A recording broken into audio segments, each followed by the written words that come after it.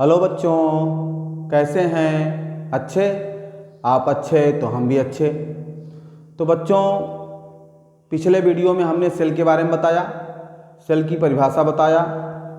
Cell is the structural and functional unit of life. कोशिका सजीवों की संरचनात्मक एवं क्रियात्मक इकाई होती है। कोशिका की खोज सन 1665 में रॉबर्ट हुक नामक वैज्ञानिक ने किया, लेकिन उन्होंने जो है मृत कोशिकाओं की कोशिका भित्ति देखा था। जीवित कोशिकाओं को देखने वाले प्रथम वैज्ञानिक थे एंटोन वन लीeuwenhoek, जिन्हें फादर ऑफ बैक्टीरियोलॉजी भी कहा जाता है, और study of bacteria is called bacteriology. तो सेल का अध्ययन जो है साइटोलॉजी या सेल बायोलॉजी कहलाता है। तो cytology means study of cell. तो कल हम सेल के बारे में कुछ बताए थे, सेल थ्योरी के बारे में बताया। सेल थ्योरी में जो है सेल थ्योरी की खोज किया मैथियास लाइडेन और थियोडोर स्वान ने, और उनके दो विशेषताएं थे। बाद में रुडोल्फ विर्चोव ने एक और विशेषता उसी में ऐड किया। तो तीन सेल थ्योरी की मुख्य तीन विशेषताएं हैं। पहला है जो है प्रत्येक जीवधारी एक या अनेक कोशिकाओं से मिलकर के बने होते हैं, और दूसरा है विशेषता कोशिका सजीवों की संरचनात्मक एवं क्रियात्मक इकाई होती है। तीसरी मुख्य विशेषता होती है कि प्रत्येक कोशिका की उत्पत्ति पहले से उपस्थित कोशिकाओं से होती है। एक कोशिका सिद्धांत की मुख्य तीन विशेषताएं होती हैं। कोशिका सिद्धांत के नियम का पालन विषाणु नहीं करता है, इसीलिए विषाणु को जो है सेल थ्योरी का एक्सेप्शन कहा जाता है। एक्सेप्शन ऑफ सेल थ्योरी जो वायरस या विषाणु, वायरस को हिंदी में विषाणु कहते हैं। तो आज हम जो है बताने चल रहे हैं, सेल के ही बारे में बताने चल रहे हैं। सबसे छोटी कोशिका जो होती है स्मॉलेस्ट सेल, स्मॉलेस्ट सेल जो होती है, स्मॉलेस्ट सेल माइकोप्लाज्मा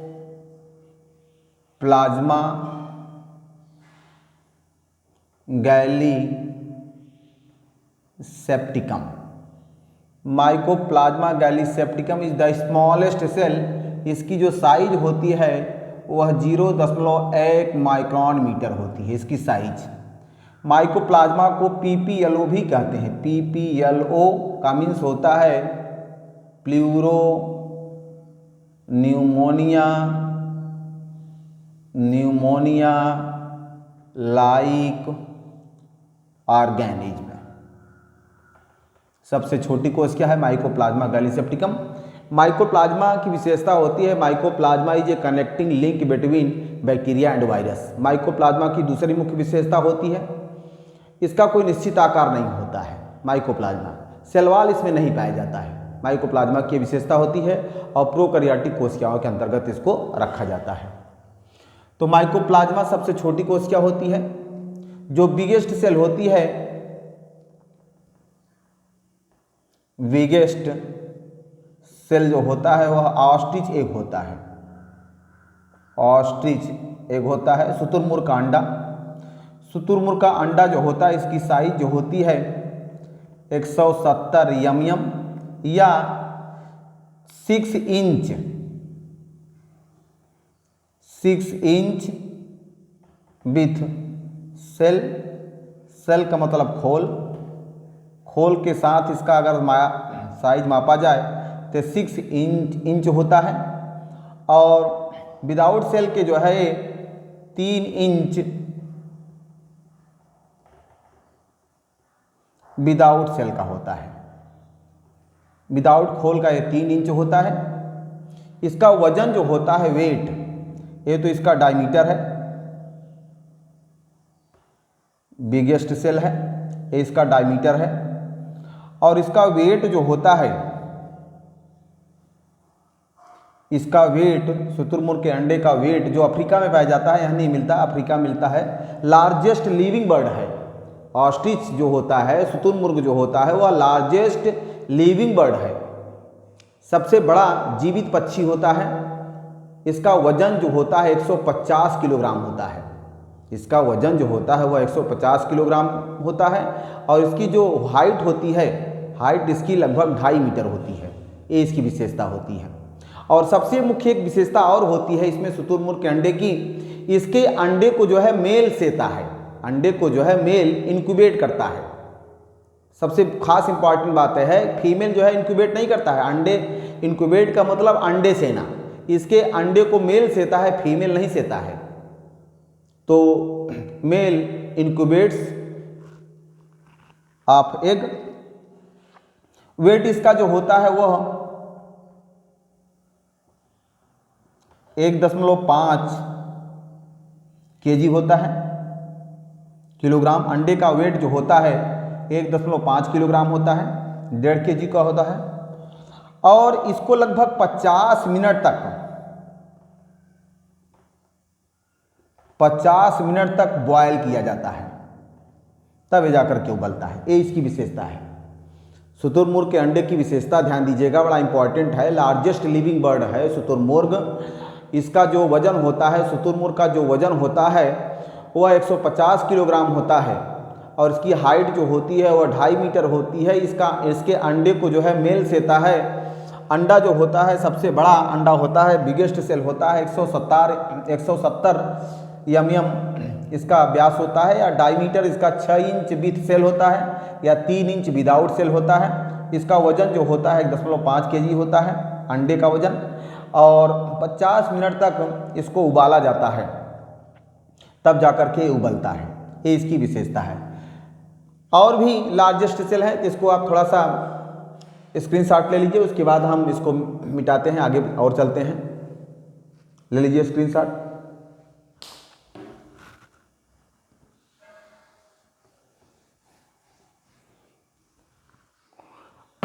और बिगेस्ट सेल की अगर बात करें, एक एल्गी होता है, ग्रीन एल्गी है, एसिटा बुलेरिया। एस्टा बुलेरिया जो है ग्रीन एल्गी है। ग्रीन एल्गी, एल्गी माने शैवाल या काई, ग्रीन एल्गी है। इसकी साइज जो होती है वह 10 सेंटीमीटर होती है।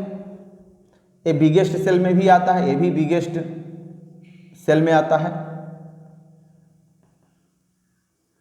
बिगेस्ट सेल में ये भी आता है। ये सब बिगेस्ट सेल की चर्चा चल रही है, ध्यान रखिएगा। स्मॉलेस्ट सेल ये है mycoplasma gallisepticum, pleuropneumonia like organism भी इसे कहा जाता है, एस्टा बुलेरिया। दूसरा है एक कौलार्पा। कौलार्पा भी एल्गी है, एक प्रकार का एल्गी है। इसकी भी साइज जो होती है वह लगभग 1 मीटर तक होती है। इसकी साइज लगभग 1 मीटर होती है।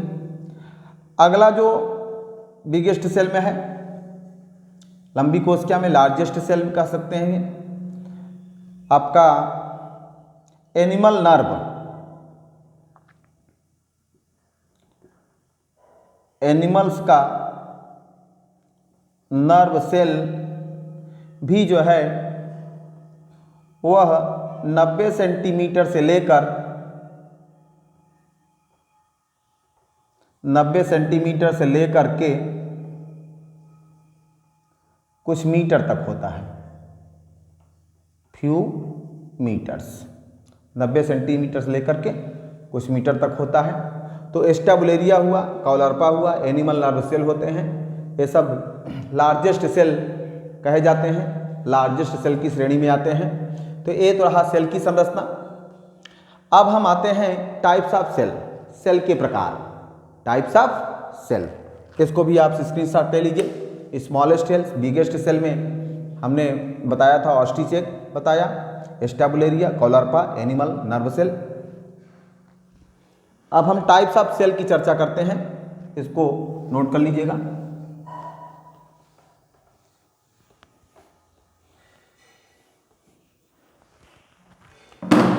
टाइप्स ऑफ सेल,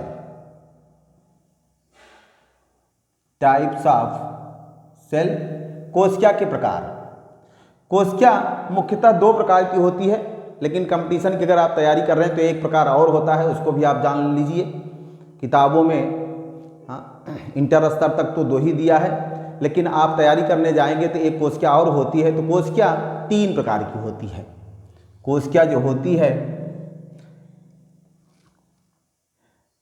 एक होता है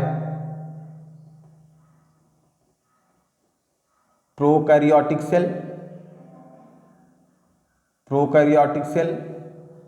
दूसरा है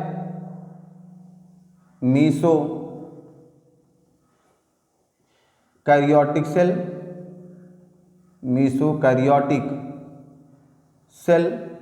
और तीसरा है यूकैरियोटिक सेल। 3 प्रकार की सेल होती हैं। प्रोकैरियोटिक सेल की विशेषता ध्यान दीजिए। प्रो का मतलब होता है प्रिमिटिव, आद्य। आद्य का मतलब प्राचीन, पुराना। प्रो का मीन्स होता है प्रिमिटिव। प्रिमिटिव को आद्य भी कहते हैं, पुराना, प्राचीन। और कैरियन का मतलब होता है न्यूक्लियस, केंद्रक। Nucleus is the brain of the cell. प्रत्येक कोशिकाओं में प्रायः एक केंद्रक होता है, उसे न्यूक्लियस कहते हैं, केंद्रक कहते हैं। रॉबर्ट ब्राउन नामक वैज्ञानिक ने केंद्रक की खोज किया था। तो nucleus is the brain of the cell. Nucleus जो होता है वह कोशिका का मस्तिष्क होता है। तो कैरियन का मतलब होता है न्यूक्लियस, और मीसो का मतलब होता है मीडियम में, दोनों के बीच का ये होता है। यू पहले समझ लीजिएगा। यूकैरियोटिक में यू का मतलब होता है गुड या वेल डेवलप्ड होते हैं, यू या गुड। और कैरियन का मतलब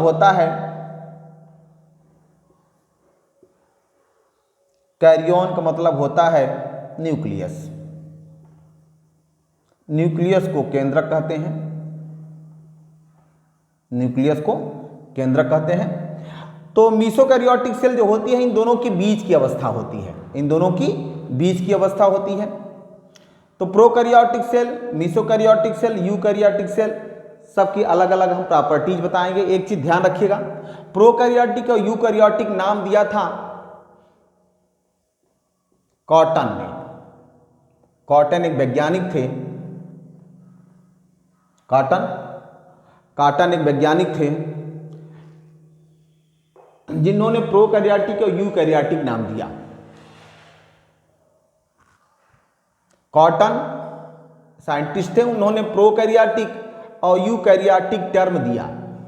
यानी term prokaryotic and eukaryotic was given by cotton. Term prokaryotic and eukaryotic was given by cotton ने, आगे हम लिख देंगे। तो प्रोकैरियोटिक, यूकैरियोटिक और मेसोकैरियोटिक की विशेषता क्या होती है? प्रोकैरियोटिक में केंद्रक झिल्ली नहीं पाई जाती है, डीएनए तो पाया जाता है, हिस्टोन प्रोटीन का अभाव होता है। और प्रोकैरियोटिक के लक्षण ध्यान दीजिएगा। प्रोकैरियोटिक में न्यूक्लियर मेम्ब्रेन एब्सेंट होता है, केंद्रक झिल्ली नहीं पाई जाती है, डीएनए पाया जाता है लेकिन हिस्टोन प्रोटीन का अभाव होता है। जो कोशिकांग होते हैं, mitochondria, Golgi bodies, endoplasmic reticulum, lysosomes, पेरोक्सीसोम्स आदि कोशिकांग सब एब्सेंट होते हैं। प्रोकैरियोटिक में 70S प्रकार का राइबोसोम्स पाया जाता है। प्रोकैरियोटिक में माइटोसिस, मियोसिस नहीं होती है, कोशिका विभाजन नहीं होता है। तो ये इसकी विशेषता है प्रोकैरियोटिक।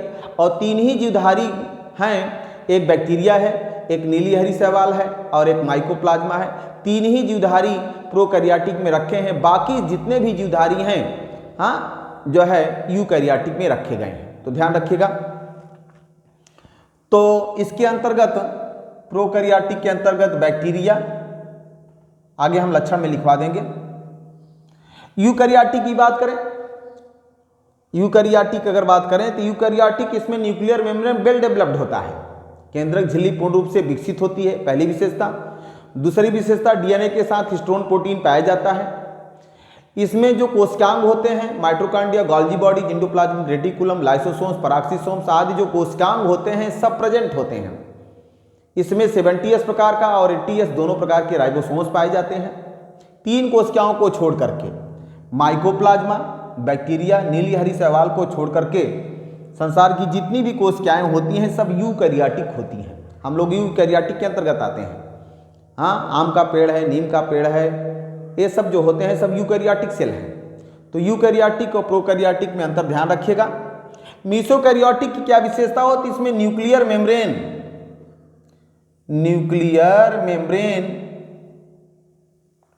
न्यूक्लियर मेम्ब्रेन प्रेजेंट होता है, दोनों के बीच की अवस्था होती है, ध्यान रखिएगा। न्यूक्लियर मेम्ब्रेन इसमें प्रेजेंट होता है, लेकिन डीएनए का पूरा नाम होता है deoxyribonucleic acid. DNA is the engineer of cell. DNA जो होता है वो कोशिका का इंजीनियर होता है। आप वीडियो को जो है पूरा देखेंगे तभी आप उसका जो है लाभ प्राप्त कर पाएंगे। बीच बीच में हम कुछ विशेष चीज़ बताते रहते हैं, उसको आप नोट करते रहा करें। DNA is the engineer of the cell. Deoxyribonucleic acid, RNA ribonucleic acid. तो डीएनए और आरएनए जो होते हैं, डीएनए जो आनुवांशिक पदार्थ होता है, इसी पर माता पिता के लक्षण जो है एक पीढ़ी से दूसरी पीढ़ी में जाते हैं। तो DNA is the engineer of the cell, deoxyribonucleic acid. तो डीएनए के साथ डीएनए विदाउट हिस्टोन होता है। DNA without histone protein. देखिए इंग्लिश में ज़्यादा लिखा जाता है बायोलॉजी में। हमने प्रारंभ में ही बताया था कि बायोलॉजी में जो इंग्लिश शब्दावली होती है वो आसान होती है, सरल होती है। आप भी हमारे साथ लगे रहेंगे, धीरे धीरे हैबिट पड़ जाएगी, आपको इंग्लिश अच्छा लगने लगेगा हिंदी की अपेक्षा। लेकिन हम हिंदी में भी बताते रहेंगे, इंग्लिश में भी बताते रहेंगे। जहाँ कहीं प्रॉब्लम होगा आप कमेंट्स बॉक्स में लिखते रहा करें। तो न्यूक्लियर मेम्ब्रेन अर्थात केंद्रक झिल्ली इसमें उपस्थित होती है। इसमें डीएनए के साथ हिस्टोन प्रोटीन नहीं पाया जाता है, अर्थात इसका ए लक्षण जो है न्यूक्लियर मेम्ब्रेन इसका मिल रहा है, अर्थात यूकैरियोटिक कोशिकाओं में न्यूक्लियर मेम्ब्रेन पाया जाता है। यूकैरियोटिक कोशिकाओं में न्यूक्लियर मेम्ब्रेन पाया जाता है, तो ये लक्षण इससे मिल रहा है। लेकिन डीएनए विदाउट हिस्टोन प्रोटीन का होता है, यह लक्षण इससे मिल रहा है। इस प्रकार यह मीसोकैरियोटिक जो होता है प्रोकैरियोटिक और यूकैरियोटिक के बीच की कड़ी मान सकते हैं, दोनों के बीच की अवस्था है। इसका एग्जाम्पल है एक एल्गी का क्लास है, एक एल्गी का क्लास है, क्लास ऑफ एल्गी डाइनोफाइसी। डाइनोफाइसी के जो सदस्य होते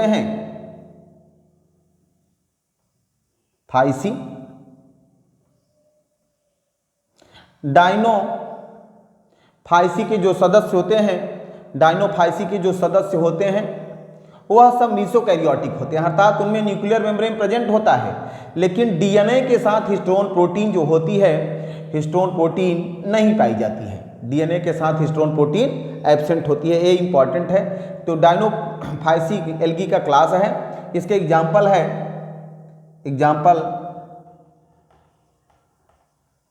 हेट्रोकैप्सा। हेट्रोकैप्सा एक प्रकार का एल्गी है। डाइनोफाइसिस जो है क्लास का मेंबर है, सदस्य है हेट्रोकैप्सा। डाइनोफाइसी अगला एग्जाम्पल है डाइनोफाइसिस, ये भी इसी का एग्जाम्पल है। आगे हम साफ साफ लिख देते हैं, तो एक एक करके हम लेंगे। पहले हम प्रोकैरियोटिक लेंगे, उसके बाद मीसोकैरियोटिक लेंगे, उसके बाद जो है यूकैरियोटिक लेंगे।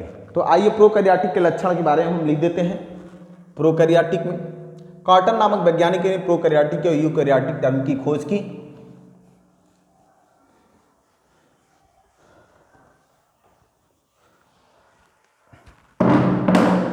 प्रोकैरियोटिक के लक्षण लिख लीजिएगा।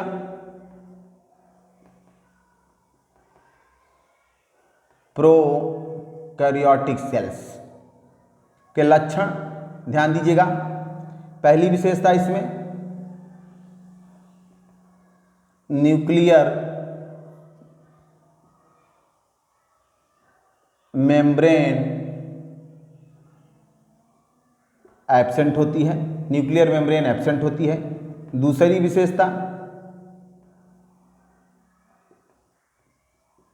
DNA without histone protein, DNA without histone protein. तीसरी विशेषता सेल ऑर्गेनेल्स, सेल ऑर्गेनेल्स कोश, जिसे कोशिकांग कहते हैं, सेल ऑर्गेनेल्स माने कोशिकांग। ध्यान दीजिएगा केंद्रक झिल्ली अनुपस्थित होती है, डीएनए के साथ हिस्टोन प्रोटीन नहीं पाई जाती है। सेल ऑर्गेनेल्स, हाँ cell organelles for example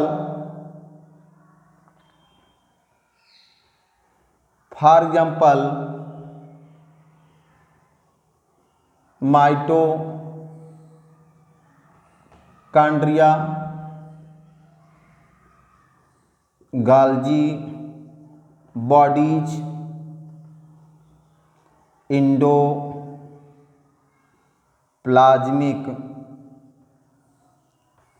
reticulum आदि जो होते हैं ETC मतलब आदि are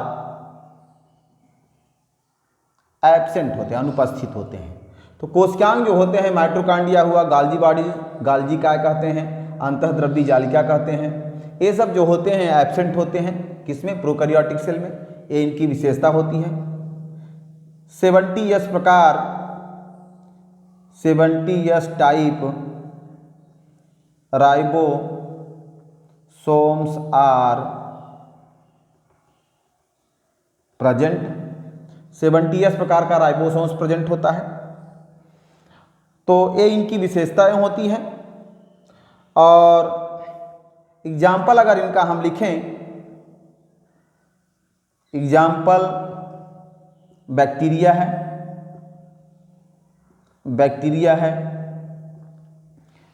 blue green algae, blue green algae को साइनोबैक्टीरिया भी कहते हैं, शॉर्ट में से BGA भी कहते हैं, शॉर्ट में इसे BGA blue green algae. Cyanobacteria भी कहते हैं इसे,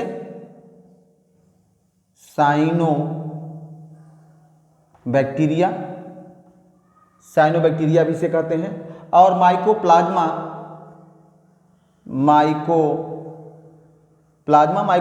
is a connecting link between virus and bacteria. Mycoplasma में सलवाल नहीं पाई जाती है। तो 3 जीवधारी होते हैं, बैक्टीरिया है, ब्लू ग्रीन एल्गी है, हाँ साइनोबैक्टीरिया भी कहते हैं इसे, और माइकोप्लाज्मा। यही 3 जीवधारी जो होते हैं वह प्रोकैरियोटिक सेल के अंतर्गत आते हैं, बाकी सब यूकैरियोटिक के अंतर्गत आते हैं। तो ये आप इसका स्क्रीनशॉट ले लीजिए, कहीं दिक्कत हो पूछिएगा। न्यूक्लियर मेम्ब्रेन केंद्रक झिल्ली एब्सेंट होती है, अनुपस्थित होती है। डीएनए के साथ हिस्टोन प्रोटीन नहीं पाई जाती है, डीएनए विदाउट हिस्टोन प्रोटीन।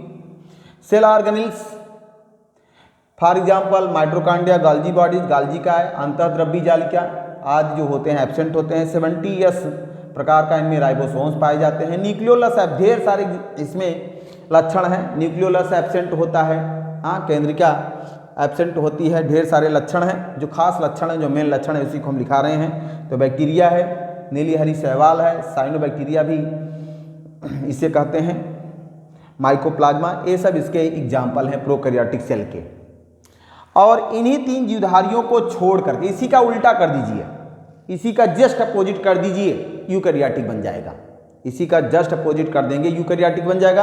अर्थात यूकैरियोटिक में केंद्रक झिल्ली पाई जाती है, डीएनए के साथ हिस्टोन प्रोटीन पाया जाता है। Cell organelle for example mitochondria, Golgi bodies, endoplasmic reticulum, lysosomes, peroxisome, glyoxysome आज जितने भी कोशिकांग होते हैं सब जो होते हैं पाए जाते हैं। उसी का उल्टा है।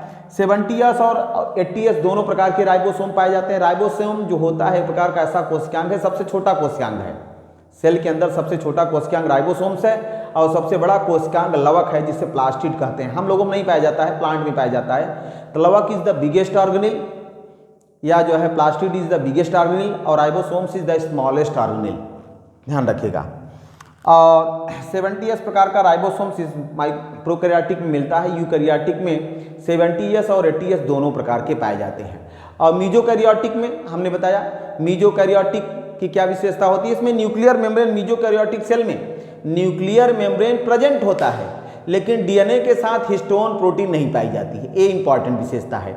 और एल्गी का क्लास है डायनोफाइसी, डायनोफाइसी का मेंबर है हेट्रोकैप्सा, डायनोफाइसिस, डेस्मोकैप्सा, ये सब जो होते हैं डायनोफाइसी के मेंबर हैं, जिसे मीजोकैरियोटिक सेल के अंतर्गत रखा गया है। तो आप इसको लर्न कर लीजिएगा। एग्जाम्पल ध्यान दीजिएगा, मीजोकैरियोटिक इसी का उल्टा कर दीजिएगा, हमने बताया ना, या लिख नहीं रहे हैं आप, ध्यान रखिएगा, ये प्रोकैरियोटिक सेल है, इसी का उल्टा कर देंगे यूकैरियोटिक बन जाएगा। स्क्रीनशॉट ले लीजिए ताकि हम और लिखवाते हैं। लिया। अब जो है यूकैरियोटिक हम लिखते हैं, यहां ध्यान दीजिएगा, यूकैरियोटिक लिखते हैं, यूकैरियोटिक के लक्षण, eukaryotic cells. Eukaryotic cell nuclear membrane present होता है, देखिए हमने उल्टा कर दिया।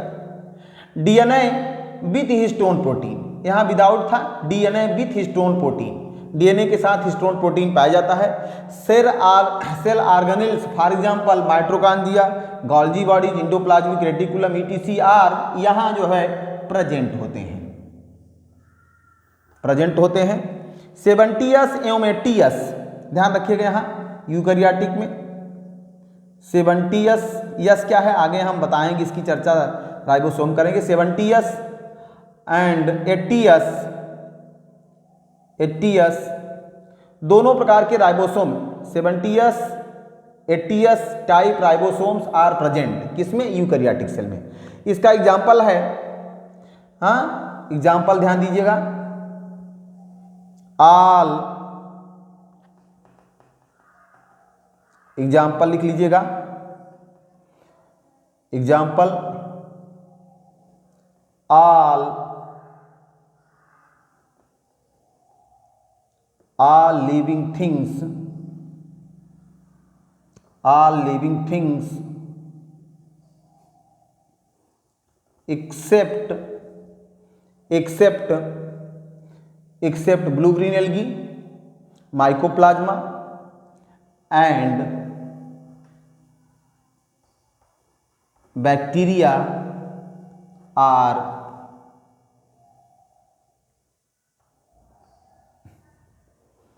तो यहां ध्यान दीजिएगा, all living things except blue green algae, cyanobacteria भी कहते हैं, और माइकोप्लाज्मा एंड बैक्टीरिया, इन सभी को छोड़ करके संसार के समस्त जीवधारी यूकैरियोटिक के अंतर्गत आते हैं। तो all living things except blue, all living things are present, except यहां लिख दे रहे हैं, ध्यान दीजिएगा, एक्सेप्ट यहां लिखना है, एक्सेप्ट ब्लू ग्रीन एल्गी, हाँ ये चीज एक्सेप्ट जो है, एक्सेप्ट माने को छोड़कर, तो सभी जीवधारी प्रेजेंट होते हैं इसी के अंतर्गत, किसको छोड़ करके? Blue green algae, cyanobacteria भी इसे कहते हैं, और माइकोप्लाज्मा एंड बैक्टीरिया। तो बैक्टीरिया, माइकोप्लाज्मा, नीली हरी शैवाल को छोड़ करके संसार के समस्त जीवधारी यूकैरियोटिक के अंतर्गत आते हैं, ये विशेषता है। मीसोकैरियोटिक में ध्यान दीजिएगा, मीसोकैरियोटिक में न्यूक्लियर मेम्ब्रेन प्रेजेंट होता है, लेकिन मीसोकैरियोटिक की अगर बात करें तो न्यूक्लियर मेम्ब्रेन प्रेजेंट होता है, इसमें खास मुख्य विशेषता है, ध्यान दीजिएगा, न्यूक्लियर मेम्ब्रेन प्रेजेंट होता है लेकिन डीएनए के साथ हिस्टोन प्रोटीन नहीं पाई जाती है, ये मेन पॉइंट है। और उसके मेंबर हैं क्लास एल्गी, हमने बताया डायनोफाइसी क्लास के अंतर्गत एल्गी है, शैवाल है, उसका एक क्लास है डायनोफाइसी, वही जो होता है मीसोकैरियोटिक सेल के अंतर्गत आता है। उसके कुछ जो डायनोफाइसी के कुछ मेंबर जो हैं, हेट्रोकैप्सा, डायनोफाइसिस और डिस्मोकैप्सा, ये सब जो जीवधारी जो होते हैं वह डायनोफाइसी के अंतर्गत आते हैं, और डायनोफाइसी के मेंबर जो होते हैं वह मीसोकैरियोटिक सेल शो करते हैं। ये रही इनकी विशेषताएं। तो हम आज बताए आपको सेल के प्रकार बताया, सबसे बड़ी कोशिका कौन होती है, सबसे छोटी कोशिका कौन होती है, इन कोशिकाओं के बारे में बताया, और बीच बीच में कुछ जो है खास चीज़ें भी बताते रहते हैं, जैसे ribosomes is the smallest cell organelle, nucleolus is the house of RNA, DNA is the engineer of the cell, mitochondria is the powerhouse of the cell, chloroplast is the kitchen of the cell, Golgi bodies is the traffic police of the cell. ये सब चीज़ हम बीच बीच में आपको बताते रहेंगे, आप इसको note करते रहिएगा, लर्न करते रहिएगा, तभी आपकी तैयारी सुचारू रूप से हो पाएगी। और वीडियो को आप लगातार देखते रहिए, कमेंट्स करते रहिए, लाइक करते रहिए, सब्सक्राइब करते रहिएगा, और जो है आप प्रतिदिन जो है आप वीडियो अपलोड करते रहेंगे। तो आज बस इतना ही। Thanks for watching this video.